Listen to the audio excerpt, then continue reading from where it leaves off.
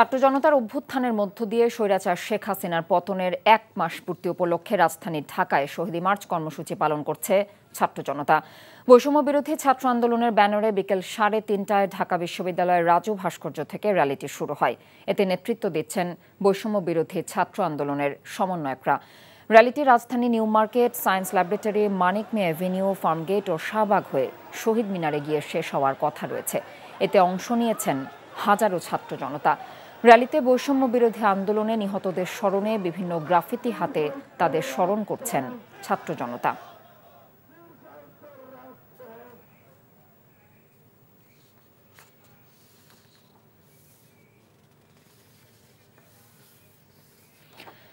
দর্শক, শহীদ মার্চ র্যালিটি এখন কলাবাগান এলাকা অতিক্রম করছে।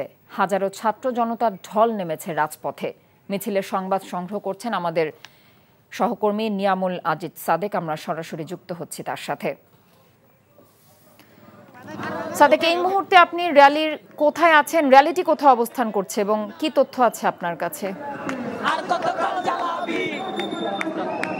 দেখতে পাচ্ছেন যে এই র্যালিটি শুরু হয়েছে শহীদ মার্চ।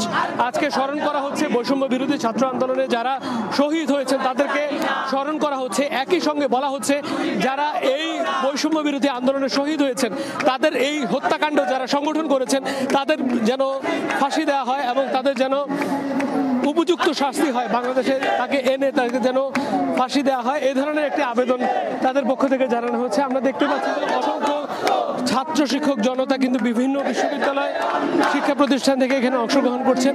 সেখানে কোনো ধরনের ভেদাভেদ নেই। তারা যে গত 5ই আগস্টে একটি গণবিপ্লব করেছেন, একটি ছাত্র বিপ্লব করেছেন, সেই বিপ্লবের পক্ষে নানা স্লোগান দিচ্ছেন। তারা বলছেন শহীদ মুগ্ধ, শহীদ সাঈদ কিংবা সেখানে যে রিফাত, অসংখ্য জানা অজানা অসংখ্য শহীদের যে কষ্টটি, সেই কষ্টটি যেন বৃথা না যায়, বাংলাদেশ যেন আবার সেই স্বৈরতন্ত্রের কবলে না পড়ে, বাংলাদেশ যেন বৈষম্যহীন একটি বাংলাদেশ হয়ে ওঠে।